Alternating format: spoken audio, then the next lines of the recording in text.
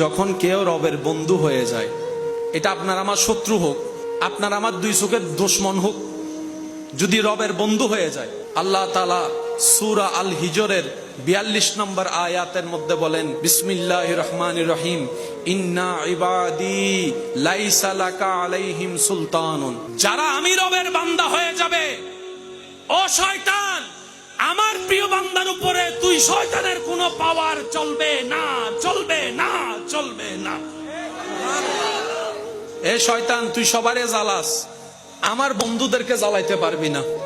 শয়তান, তুই সবার সাথে দুই নম্বরই করস, আমার বন্ধুদের সাথে তুই দুই নম্বরই করতে পারবি না। সবার উপর তোর পাওয়ার চলে, ক্ষমতা চলে, গুতানি চলে, আমার বন্ধুদের উপর তুই শয়তানের কোনো পাওয়ার নাই, কোনো ক্ষমতা নাই, কোনো গুতাই তুই লাভ করতে পারবি না।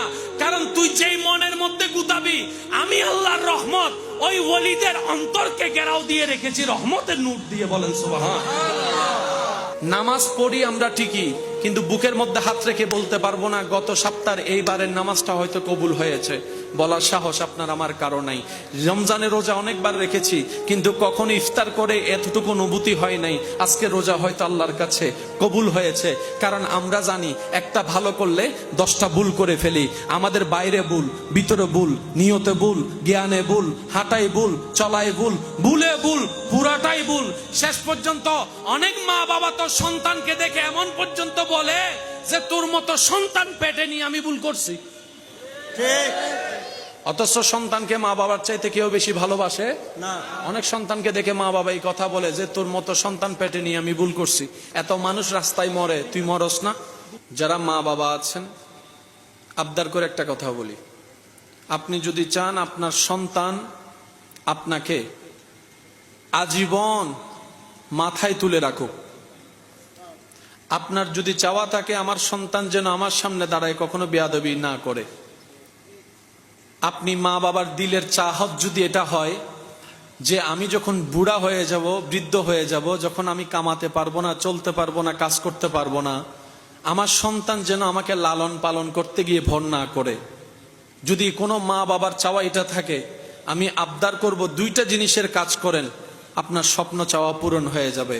সেটা হচ্ছে 1 নাম্বার, আপনার সন্তানদের অন্তরে ছোটবেলা থেকে আল্লাহ এবং রসুলের মোহাব্বত আপনি ফিট করে দেন। প্রথম কাজ আপনাকে এই কাজটা করতে হবে, আল্লাহ এবং রসুলের প্রতি আদব মোহাব্বত ফিট করে দিবেন। দ্বিতীয় নম্বর, ওই সন্তানকে সাহাবা, আহলে বায়েত, আউলিয়া কেরামের জীবন আদর্শ আপনি তুলে ধরবেন। আল্লাহর ওলিদের প্রতি তাদের একটা মহব্বতের সম্পর্ক আপনি তৈরি করে দিবেন। ওই সন্তান জীবনে কোনোদিন আপনার সাথে চোখে চোখ রেখে কথা বলবে না। ঠিক।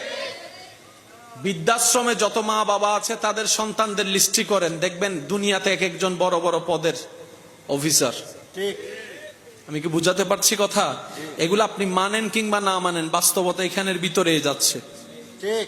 কোন মা বাবার চাওয়া যদি থাকে এটাই যে আমার সন্তান আমার কলিজার টুকরা, আজীবন যেন কলিজার মধ্যেই থাকে, আমার সন্তান যেন আমাকে বুকের মধ্যে জড়িয়ে ধরে রাখে, তাহলে আপনার সন্তানের অন্তরে আল্লাহ এবং রসুলের আদব মোহাব্বতের দরকার আছে।